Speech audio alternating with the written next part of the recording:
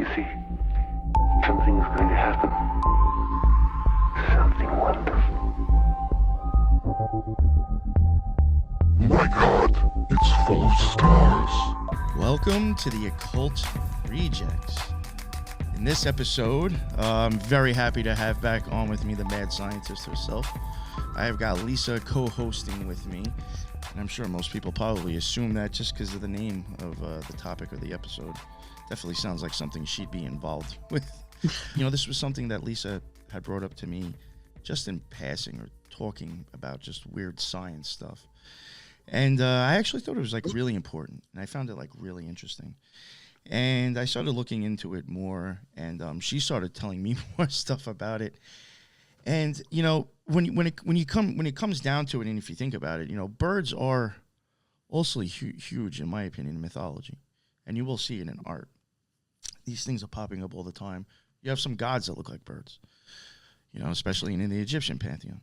You know, so I was starting to think, you know, maybe there might be something, you know, here. In my opinion, it fit the Occult Rejects anyway. But I really thought like there was like something a little bit more here than we were already talking about. So we decided to start, you know, to cover this.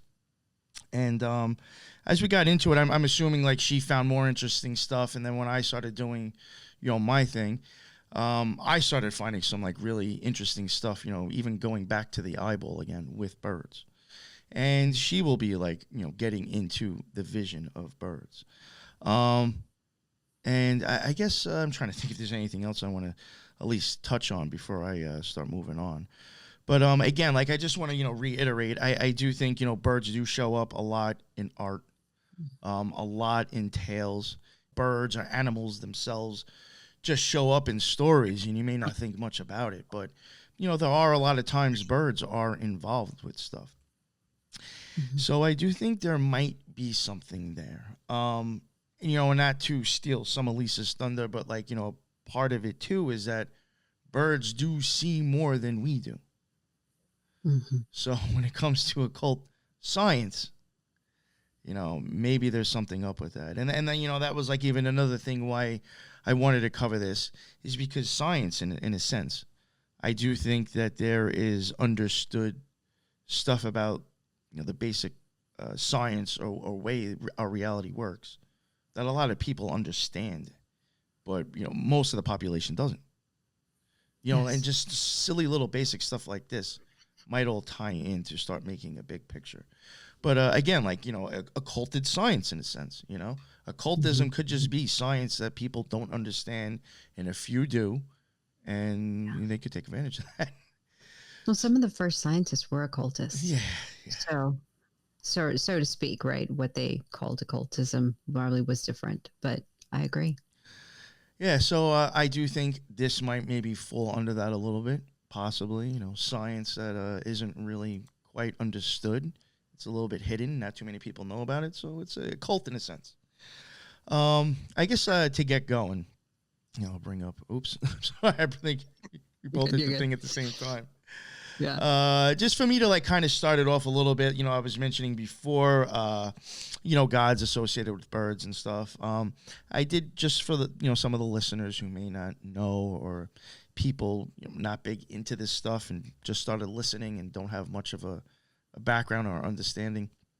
I will cover just a few pantheons and just mentioning, you know, some of the birds and the gods that they were associated with. Athena was often depicted with an owl, which was considered a symbol of wisdom in ancient Greece. You know, and this is just very, you know, people might want to debate this and that, but this is just very plain, getting to the point, bringing up the birds. Right. Apollo, he was sometimes shown with a raven, a crow, or a swan, which were sacred to him. He also turned himself into a hawk to fight the monster Python. Zeus, he had the ability to transform into any animal, but he often chose an eagle, a swan, or, you know, me and Lisa before, I think we're both like, is this cuckoo, you know, cuckoo, like. Right. Cuckoo, yeah, cuckoo, I don't know. That bird. He also sent an eagle to carry his thunderbolts and a swan to seduce Leda, the mother of Helen of Troy. Hermes, the messenger of the gods, the god of travel, commerce, and thieves. He could also be associated with Mercury and Thoth or Tahuti.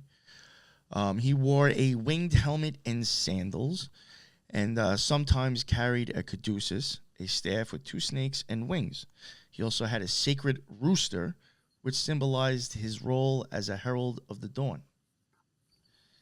Aphrodite, she was born from the sea foam and was accompanied by a dove, a swan, or a sparrow.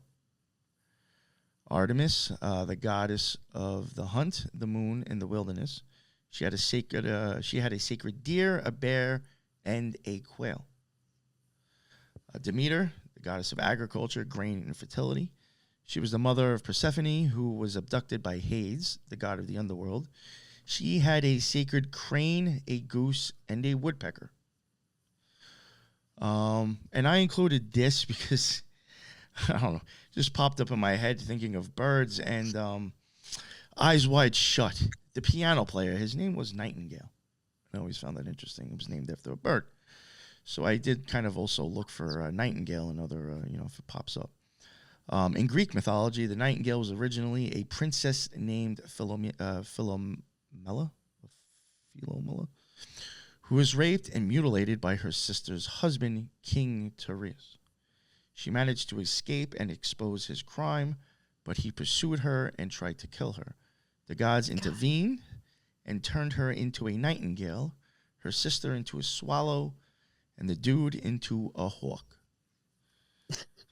In Greek mythology, the ostrich was believed to possess the ability to foresee the future.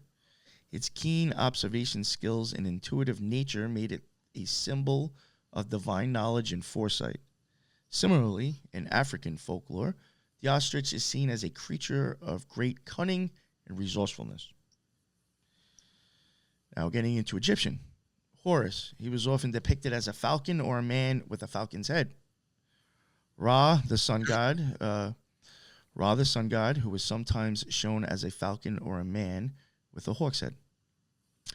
Geb, the earth god, who was sometimes represented as a man with a goose on his head. Bastet, the goddess of music, who was often depicted as a lioness or a cat, but also had a connection to birds such as doves and sparrows. Thoth, the god of writing, magic, and wisdom. He was usually portrayed as an ibis or a baboon, but also as a man with the head of an ibis. In Egyptian mythology, the nightingale was sacred to the goddess Isis. The nightingale's song was believed to have had healing powers and was also a tribute to Isis's husband Osiris. In Egyptian mythology, the ostrich feather was a symbol of truth, justice, and balance. The goddess Ma'at, who presided over the judgment of the dead, wore an ostrich feather on her head. The heart of the deceased was weighed against the feather to determine their fate in the afterlife. In Norse, you have Odin, the chief god. He had 2 ravens. Freya, she also had a cloak of falcon feathers that allowed her to fly and shapeshift. Loki sometimes would change into various animals, including a falcon, a raven, and a salmon. Njord, if I'm saying that correctly, the god of the sea, wind, and fishing, who was married to Skadi, the goddess of winter and hunting. He had a pair of swans that lived in his hall. Roman, Jupiter, is always depicted with an eagle, or a lot of times is depicted with an eagle, and that was like a sacred animal symbol for him. Minerva, the Roman equivalent of Athena, also had an owl as her companion and emblem. Mercury, he wore a winged helmet and sandals, just like when I mentioned Hermes before. And he carried a caduceus, a staff with 2 snakes and wings. Venus, she also had a dove, a swan, or a sparrow as her sacred birds. Juno, she had a peacock, a cuckoo, and a cow as her symbols. Mars, he had a woodpecker, a vulture, and a wolf. In Roman mythology, the nightingale was a symbol of the love god Cupid, who was often depicted with a nightingale in his hand or on his shoulder. The nightingale's song was considered a sign of love and desire, as well as a reminder of the pain and suffering that love can cause. Yo, that's pretty crazy if you think about nightingale and and Eyes Wide Shut. Considering, No, like, absolutely. you know what I'm saying? If there is symbology for that, because Right. that really does kind of match that movie in some of the weirder parts. Very much so. In Islamic culture, real quick, I don't even know how you say this one right. The hopo is a colorful bird that appears in the Quran as the guide of King Solomon.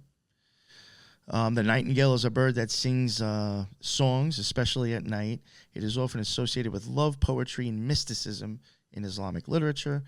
The nightingale was also the favorite bird of the Persian poet Rumi, who used it as a metaphor for the longing of the human soul for the divine.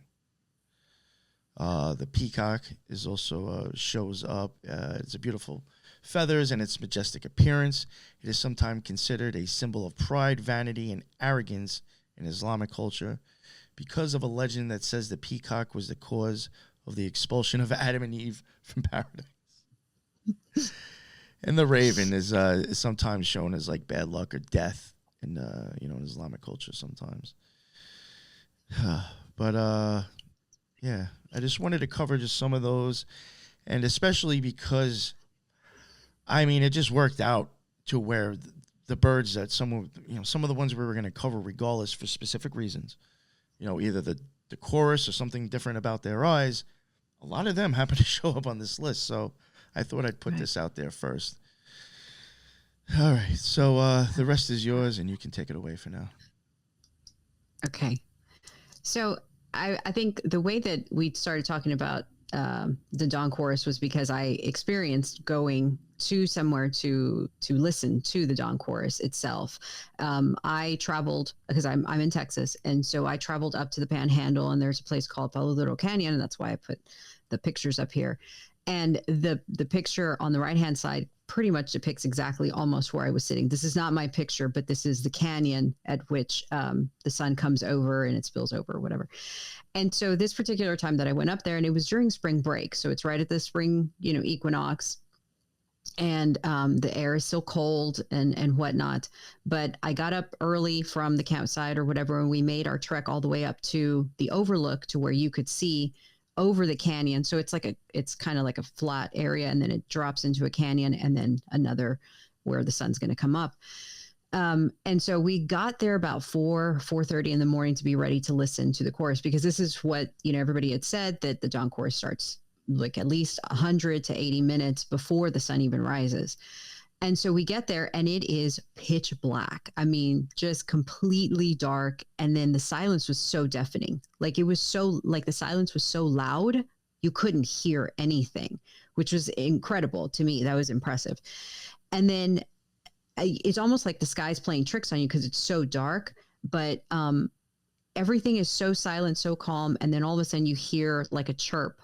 And for us, it was a cardinal. And I'll explain, how it varies from place to place. But for us, it was a cardinal. And that chirp just basically broke the silence. And I would say it even broke the color of the sky. And then all of a sudden you hear another chirp across the canyon, and they start communicating with each other. And by the time you know it, they're all calling towards each other. And as they're calling, you see the light in the sky start to change. And by the time that they are at the height of their song, the sun is now breaking the horizon and spilling that light over the canyon. And it was just, it's so synchronous. It was so melodic. And it's funny because they're all different species, and they should not have that type of melody, like almost like a symphony together. It should be complete chaos. Like if you're in a stadium, everybody's talking, it's complete chaos. You can't hear anything. And yet these birds of all different species had come together and started calling in this harmonious event. And so to me, it was life-changing for me. I think you and I spoke about that. I won't get into the cheese of it all, but it was something that I definitely think everyone should experience, because it is a phenomenon of sorts. And you don't have to go to this specific canyon to experience it. You can go anywhere in the world to experience this at dawn. But so let me get into a little bit about what the dawn chorus is. And it is actually, so it's called dawn chorus or morning chorus, but it's a phenomenon where birds basically begin to sing minutes anywhere between 80 to 100 minutes before dawn. And it basically climb or the song basically crescendos and erupts into the climax, like right as the sun is going to break the horizon, and it's full on. And like I said, it should sound like complete chaos, but it doesn't. It sounds extremely melodic and like almost like a symphony. So ornithologists say that the reason that birds do this is to establish or reestablish territories.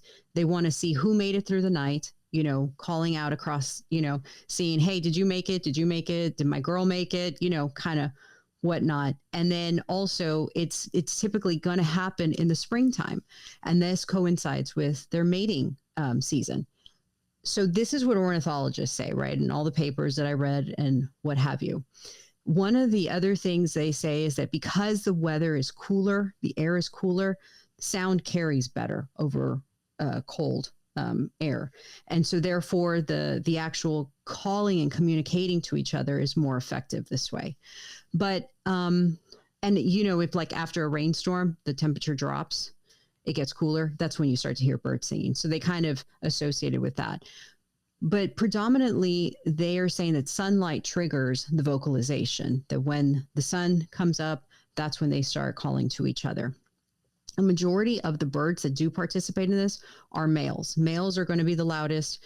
Males are the ones that are territorial. Males are the ones that are going to establish nesting sites, be, you know, the showy species in the mating situation, and then they're going to help rear the young. So they're pretty much involved in the whole process, and hence why they end up, I guess, participating the most in the actual calling. I think it's like over half females participate, but for sure all males participate.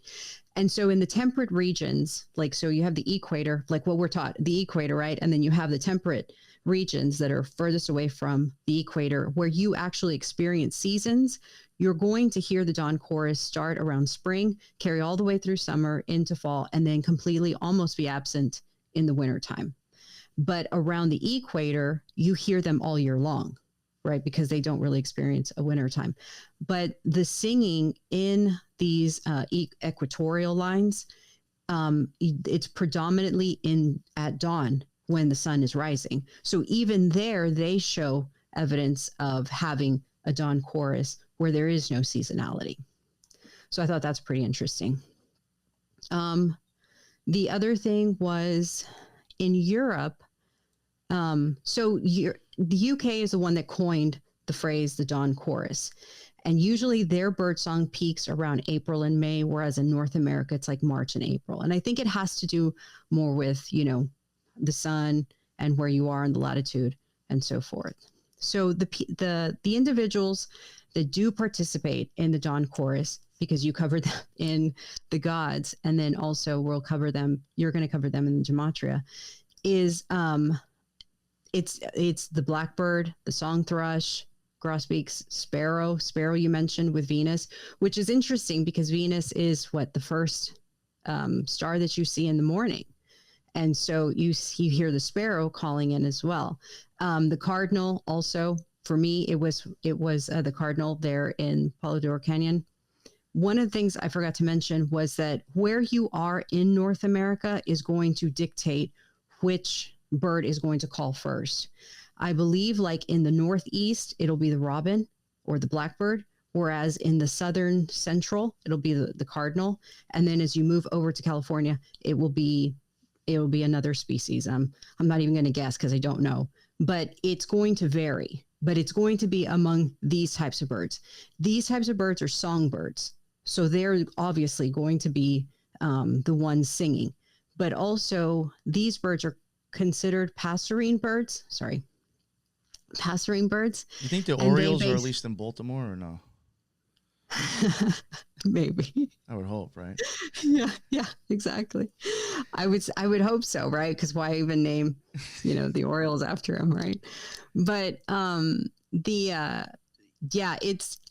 would think that it has more to do with where you're located, and then we'll get into who calls first and whatever. But then also it has to do with the latitude and so forth. Let's see. One what thing I else do want to guess. mention, I don't know if you get into it. I'm sorry if I'm No, jumping go ahead. ahead, but No, please. something that I did find interesting too, and you know, probably would have been maybe too much for the show and maybe not as exciting, but a lot of these birds are also a version of a thrush bird anyway, right? Or a Sort of, family, yes. like or then the family of it, correct? Yes. And they're all considered what you would call a passerine bird, meaning that they perch and they're able to perch. And that's what ornithologists say, is that the fact that they sit at the very top of the actual tree, they can see the sun coming over the horizon is a theory that they have. But of course, we will go into more why we, Oh yeah, I saw. Yeah, like some birds too, where they tend to live higher up. Those tend to sing first, probably because they're perched higher. And I think they even mentioned. I've noticed that like ones that tend to stay in bushes more, they're one of the last ones to start singing. Right, Yeah. exactly. Yeah. So, but yeah, so these are going to be your North American ones. And I thought that, and you and I had discussed this, I thought it would be interesting to also look at the European ones, right? Because most of the school of thought with belief systems or manuscripts that are written in occultism or any kind of like early type literature, whatever, happened in Europe or Mediterranean adjacent and what have you. So if we're seeing a common theme with the sun, with the eyes, and then with birds, why not look at the actual birds that are, of that area? So these are the birds that participate in the dawn chorus, and it's almost the same. It's going to be your blackbirds. It's your robins as well. Wrens are involved. Song thrushes are involved. Warblers are involved. One thing that is the great tit and the starling that are also involved. So you have a little bit of variation, but it's pretty much the same passerine songbirds that are involved in Europe as well. The other thing that I was going to mention, and I'll mention here, is the Mediterranean part. But so with these birds, because they can perch higher, they can see the actual sun coming over the horizon. Also, in addition to that, there was a study that was done in Ecuadorian forests, I think it was in 2007, and they basically concluded that it was not only those who perched the highest, but it was the birds that had the largest eyes to their body ratio that ended up calling first or breaking or initiating the dawn chorus. And so it's believed that, and the reason I say believed is because it hasn't been officially proven, is that the larger the bird's eyes, the larger the pupil size, the earlier it will start to sing. So if you're looking at North America and you're like, well, who's going to sing first? I think that dictates who's going to sing first in what area. And so this theory was kind of proposed in the 1960s, like over 70 years ago, and it completely remained unexplained. Nobody looked into it. Nobody tested it or anything like that. And it's funny because now researchers are starting to revisit that theory that was proposed back then, that the actual visual acuity of the birds as determined by their eye size is basically going to dictate who does in fact sing first. And I'm going to read you a little quote about this because I thought this was pretty significant. And it says, sensitivity to light is a key factor in determining how early a bird will start singing. While it is not clear exactly why there's a connection between the ratio of eye to body size, there is a direct connection between the ratio and when a bird starts singing. Birds with the largest eyes relative to body size tend to start singing earlier, up to 100 minutes earlier of sunrise, than those with smaller eyes to body ratios. So at this point, I think what they did is they captured a bunch of birds and they measured with calipers the size of the eye itself. And then obviously you had ornithologists who were documenting who was calling first and made the association. So I think that's kind of a little bit significant because it's kind of been like an underlying theme of ours, is that the whole eye thing, the sun, and then some of these people that we cover, you see them painted with birds. So even more so, I'm going to take it another step further. You actually sent me a paper that they did a bird survey in the Mediterranean. And I thought, this is perfect because most of the school of thoughts come from the Mediterranean area or adjacent, right, in that whole area. And it's funny that they looked at these because it was the same species that were showing up to actually call first, you know, in relation to Europe and then North America. And then you see them pop up, like you said, with these gods or these deities that also pop up as well. And in this specific study that they looked at Mediterranean, they measured, and this is why I mention it, they measured that a total of 33 species of birds were involved in participating at the maximum activity of the vocal chorus. And I thought, come on, 33 of all numbers, right? And of course they projected that it do what that was the Mediterranean study. They'll do 17 over here. Oh yeah. No, for sure. It's going to be a number that's associated 22. of some sort. Yeah. And then I think another thing is that they've tried to explain it away, right? They've tried to say, well, it's probably circadian rhythms, it's testosterone increasing, it's mate attraction, light intensity, all kinds of whatever, right? And that's, you know, probably all true. But I think a lot of it too is that ultimately they don't know, because it goes on to say, and I quote, despite significant research, literature, and consistent collection of data based on both observation and experimentation, the dawn chorus remains controversial due to the complexity and overall uncertainty associated with studying the interactions between acoustic communities, which are birds, and their environment factors that are diversely distributed in space and time, meaning that anywhere you go, no matter what the region, this happens. So it doesn't matter about vegetation. It doesn't matter about, I guess, latitude or anything like that. It happens. You have the sun coming over and you have the same birds showing up and they're basically greeting the morning sun. So to me, I thought that was something of significance. So if they said it has to do with birds' eyes, I thought, well, we also have large-eyed birds as well. Why don't they sing, right? Well, because they're not songbirds. But interestingly, I think you had talked about that looking at large eyes anyway with birds, they also show up with matching in terms of gematria. And we can come back to the large eye birds if you want to come back. And I'm just going to go through eye anatomy real quick. This isn't going to be extremely detailed or anything like that, like the eye series. But so you have birds' eyes that are proportionally larger than human eyes. So if you look on the middle graph, you see how this is an owl and this is a passerine. And passerine's that species of birds that the songbirds and that perches. But you look to see, and it's almost the same size of their brain. So their eye ratio to their brain is almost identical. I'm sorry. The eye size to their brain is almost similar, but the eye size ratio to their body is much more significant considering our body and our eyes. So our eye ratio to our body, obviously, and theirs is much more significant, especially with these songbirds. The other thing that's interesting about birds' eyes is that obviously they're not spherical, but they are able to bring in a lot more image and a lot more light into them. And so not only do they have big eyes, but they have a large pupil.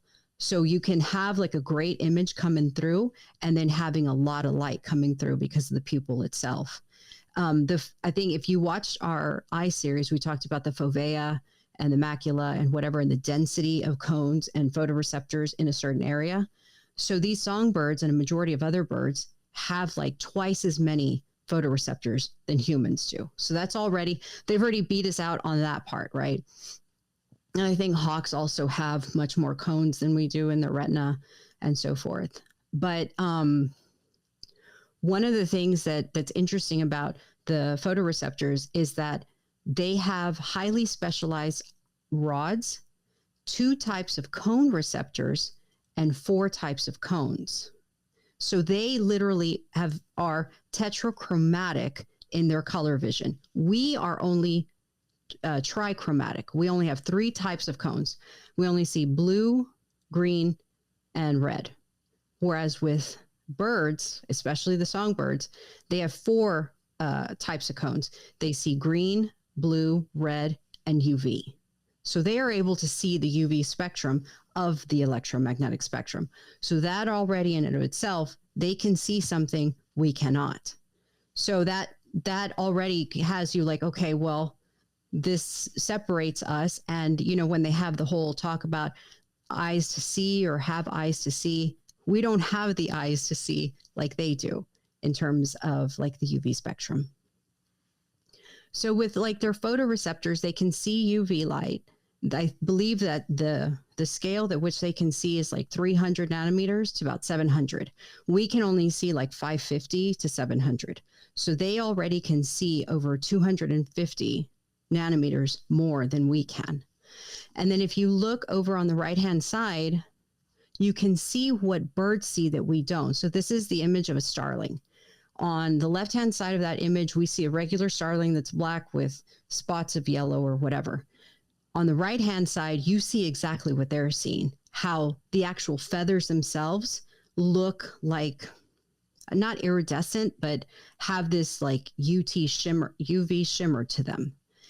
It is said that birds that can see UV have feathers that look like this versus birds that do not have the capability to see UV light. Let's say, for instance, I don't know, I'm going to pick one, just maybe pigeons. I don't know. No, pigeons I think can see that. But anyway, a bird that cannot see it does not have the feathers because it wouldn't be evolutionary beneficial for that. And the other thing is that I believe the UV on the feathering indicates health. So that also helps with mating, right? Because they want to mate with somebody that is optimal health in order to promote their genetics. One of the other things with those photoreceptors that is different from us is that it contains droplets of oil on their photoreceptors, whereas we do not. So the oil actually causes better clarity, acuity, and capturing the color more intensely. So they're able to see the colors more intensely. So they can distinguish shades of a specific color that we cannot. So now you're having them, not only can you see the UV spectrum, you can actually see better differences in the same shade of color than we would never be able to. So that's pretty much that whole on bird eye anatomy. They also have, let me say this one part.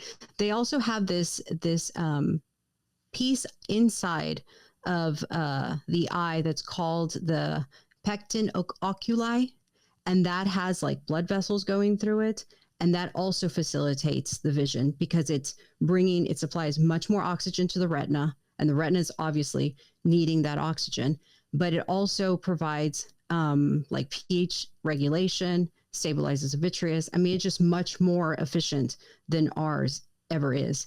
But the pecten oculi has a total of 30 functions, and it's pigmented with 3 to 30 laminae. So again, the number 3 shows up again. So I thought that was interesting to mention. But yeah, that's kind of what makes them different from us. Another thing that I noticed in looking at the dawn chorus is that there is a phenomenon called the dawn chorus, the electromagnetic dawn chorus. This was interesting to learn about because I had never heard of it.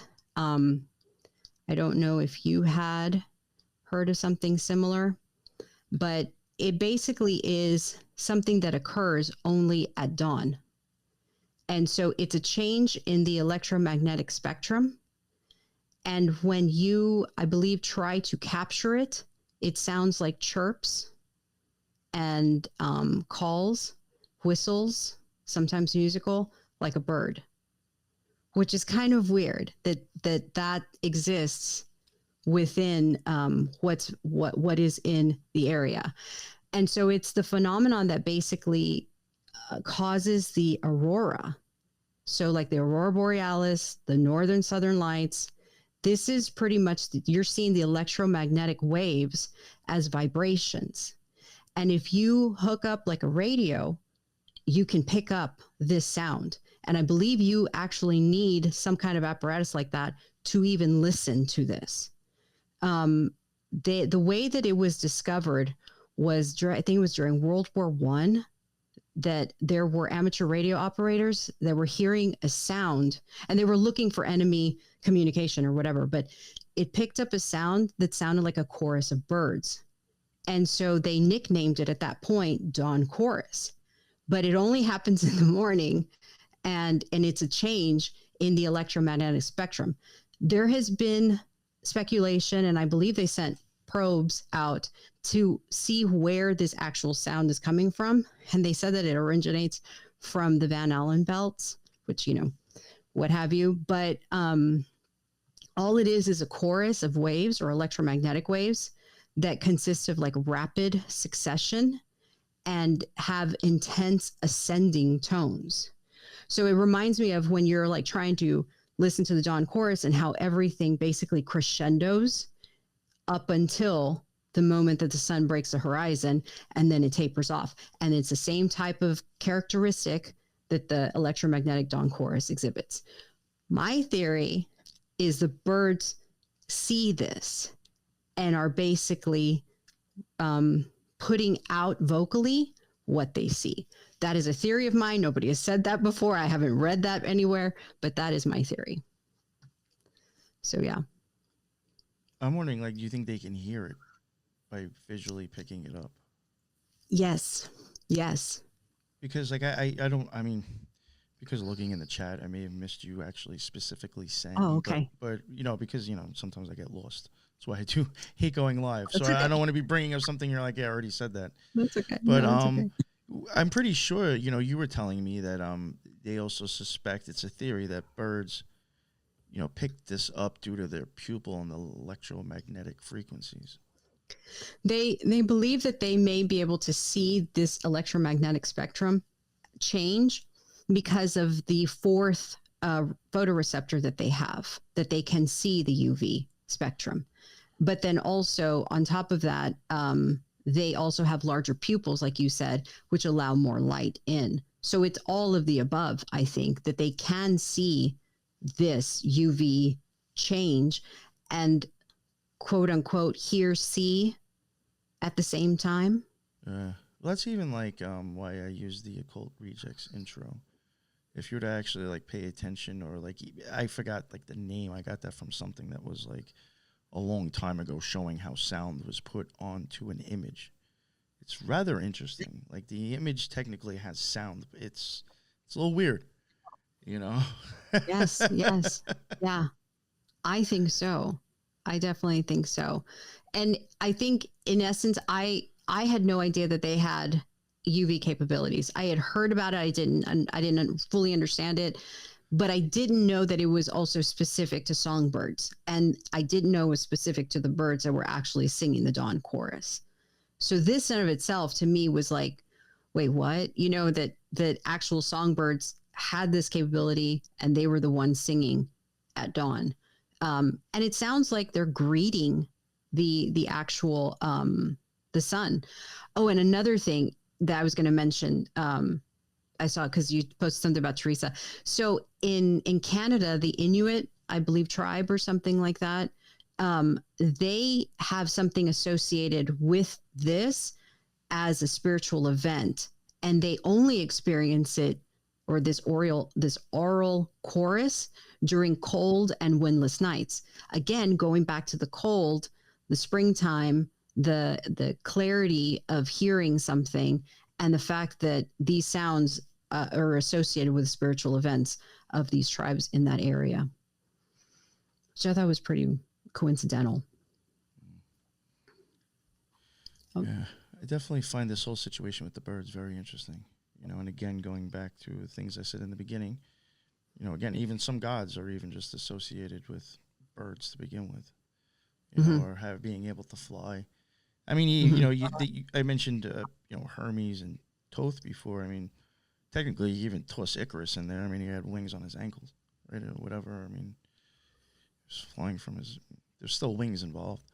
But, I just, and how important is the sun amongst mythologies?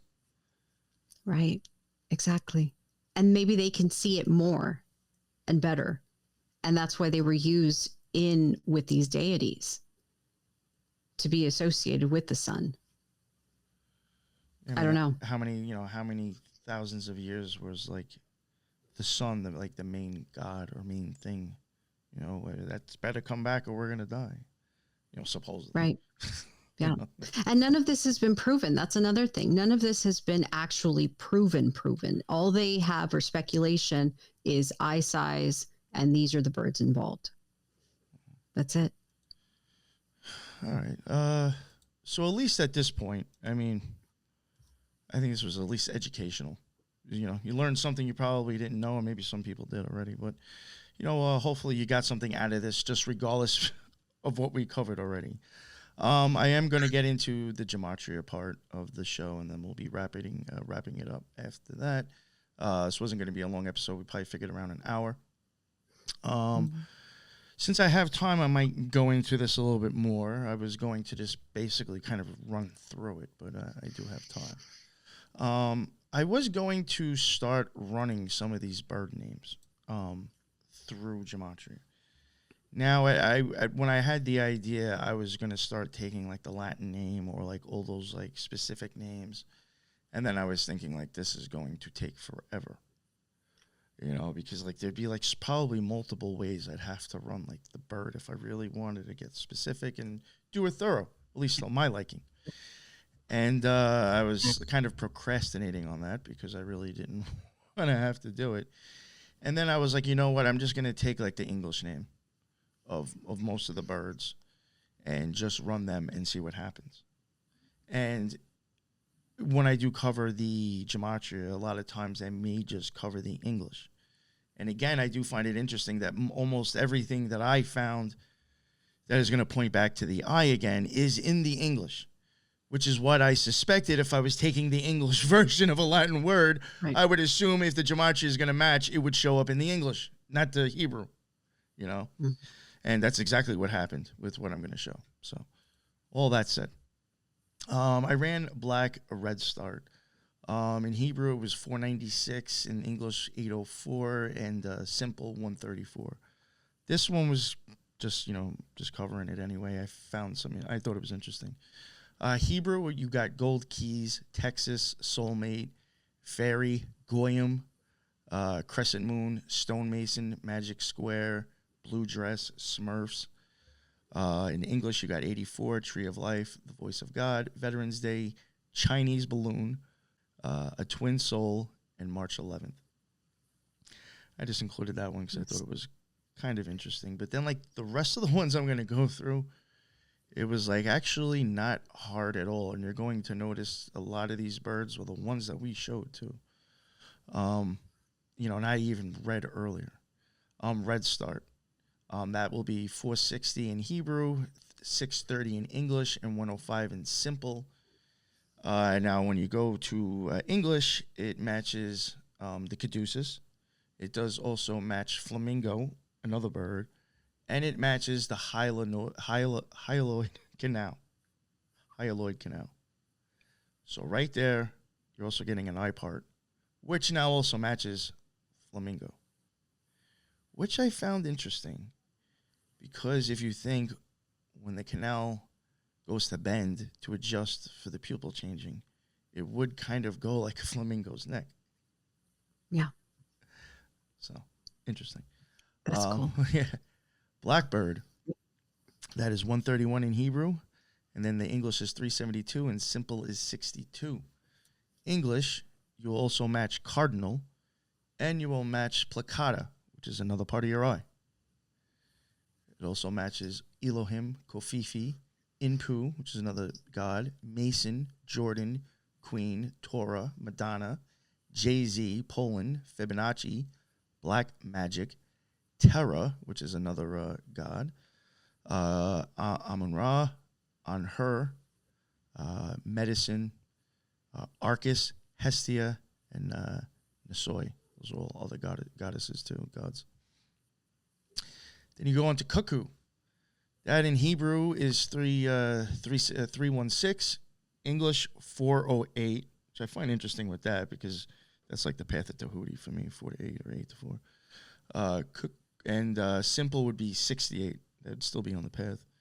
In English, I find this interesting. It matches Hermes and also matches Bowman, which is a part of your eye. Yeah. Yeah. And just like, I know the caduceus isn't a bow, but I don't know. Interesting. There was an archer, you know. Then Robin. You run that. Hebrew 181, English 348, and simple 58. English, it matches sclera. That is a part of your eye also. Then I ran European Robin. And that equaled 622 in Hebrew, 918 in English, and 153 in simple. The only reason I'm including this one is because when it switched over to English, for the English gematria, it does match ipsissimus, which is the Astrum Argentum's highest grade. Did match that in English, and last night, after I noticed all these birds start matching part of the eyes, I did run a couple of eye parts across some of like the grade degrees and names for the Astrum Argentum, and did get a few more hits that match specific parts of the eye. So I found that interesting. Chaffinch in Hebrew is 84, English 348, and then 58. That matches Robin, I think I mentioned that before, and sclera again in English. Wren 1025, then English 360, and then in simple 60. In Hebrew, I thought it was interesting how it matched Jack Parsons. And then in English, it matches mucin, which is a part of your eye, quail, and raven. Inpu, the INPU, the other one that I mentioned before was a W. So you get like that God again, but different spelling. Orange for Peru, Kings, Black Cube, Juno, Selene. Then Warbler. Hebrew gematria 1088, English 474, simple 79. In English, that will match ganglion. That is a part of your eye. And it will match Tiferet and sword, Ukraine, mother, virgin, flower, nirvana, ravens with a plural, thrush, that's a type of bird. I found that interesting that it matches in English, third eye, American eagle, and blue eyes. Also matches goldenrod and golden seal. I don't even have the numbers down anymore because I was like, this is getting crazy. Sparrow. Yeah. English, it matches macula lutea, which is another part of your eye. Also matches Elon Musk, Adolf Hitler, Christmas, COVID vaccine, Portugal, meditation, Sputnik, Sparrow. Oh yeah, so I just said that Sparrow. I was gonna interject. So the macula is the part of the eye where all of the rods and cones are concentrated, and that's really where you actually see stuff. So the fact that it would match Sparrow and it calls, and then it's also associated with Venus, that's pretty incredible. Nice. Yeah. Oriole, in English, that matches hyaloid. It also matches Practicus, which is another AA grade, Astrum Argentum. It also matches Jesus, Lucifer, Gematria, Messiah, Aurora, Masonic, Pupil, Owl. That matches in English, lens, part of your eye, Apple, Hadith, OTO, June, NATO, Nazi, Lion, Snake, Apple, Inri, Shin, Hecate, Ceres, Vis, Daleth. Eagles, English, matches Uvia, Athena, and Dallas. Cut the rest off. A bald eagle, even matches eagle. Hawks, in English, matches Placata. Flamingo, in English, matches ciliary, part of your eye. Mm-hmm. Rooster, in English, matches macula lutea.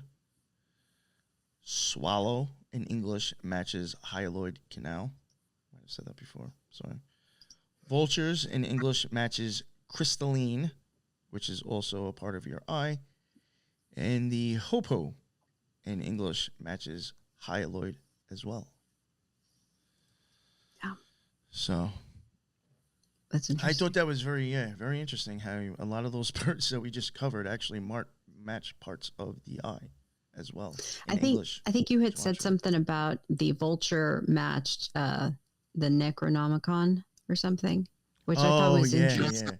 Yeah. Which I thought was interesting. Vultures only eat dead animals, and so it would match a grimoire like that. Yeah. That's interesting. But yeah, that's pretty fascinating for me. The fact that almost all of them match something to do with the eye, when in fact it's the eye that's the defining factor in these birds. Yes. And like I said before, I do think birds and animals in a sense, I think all have important roles to play in mythology and occult symbolism. And again, birds, something special about them, different than humans, literally is their eyesight. Occultism, occult, maybe there's something up with that. I don't know. I think so too. Yes, but then again, like I said, even if not, I'm sure this was just rather educational to begin with. So people in the chat seem to like it, so that was good. Well, good. I'm glad that they like something a little different. Yeah. But I think it's interesting, for me, the electromagnetic wave spectrum having the correlation at dawn, and then the actual Gematria mentioning the eyes. So yeah, and I would also for people who are listening still now, before we wrap it up, I should have put it up on the top. I could have done it prior to the show. I got to start adding Occult Research Institute.org. I got to start adding the link at the top of the chat so people can click on it. But that is up and active now. There will be more people joining and more stuff being added to it for sure. But this is actually something I do want to take our notes from, and actually, hopefully within a week or two, something like this show will basically be put into format to read on the internet. So hopefully this will be, I'm assuming it would end up in the Signatures of Life section. And so if you want to kind of like read it or whatever and check it out, there'll be other stuff there. There could be extra stuff that we didn't cover that we thought maybe might have been like too much, and we'll throw that in there. I think it's a good attempt to bridge science with some of the occultism symbolism. So, well, no, I think there's other things, especially going forward. I mean, there's other things that me and you have talked about that, kind of like a weird science type, series thing that, like, every once in a while I would like to start touching on things that animals or certain things about biology that seems to show up quite often in artistic stuff and symbolism. I do think there's something up with that, and I do think it has something to do with them being different than humans for a specific reason. And there's a couple other ideas that we definitely have thought about, and I'm sure we will get to in the future. So there will be some more informational episodes like this coming in the future. And thanks to Lisa, we wouldn't be doing it without her. So, I mean, I can't even say like Lux could have done this. So you know what I'm saying? Literally, no, I'm saying literally. I mean, I couldn't have done this either. None of the other rejects that I have on oftenly. You know what I'm saying? This is definitely in your wheelhouse. So I appreciate you being able to bring this aspect to the show, because, like, again, I really am under the belief that a lot of occultism really is science shit like this. That just who would know when we have a cell phone in our hand and we could be looking at other shit? You know what I'm saying? I think so. Why would we even think about looking stuff like this up? They're not going to tell you about it in school unless you specialize in something. Exactly. That's true. That's very true. So thanks again, and thank you everybody in the chat. There was a bunch of you in here, a bunch of you caught it too. That's what's up. Thank you very much. That's why I went live. I assumed that I'd see the usual suspects in the chat adding like they always do. Slick, thank you very much. You've been dropping like crazy stuff in there today, like usual. Thank you. And everybody else. So this one a little bit under an hour. Wow, I haven't done that in a while, but I guess that's a good thing though. It's an easy listen, something to let people just think about. Maybe go look at some of the stuff we talked about. Maybe find out some other stuff on your own. But that is the end of another Occult Rejects. And until the next one, everybody be well. Later.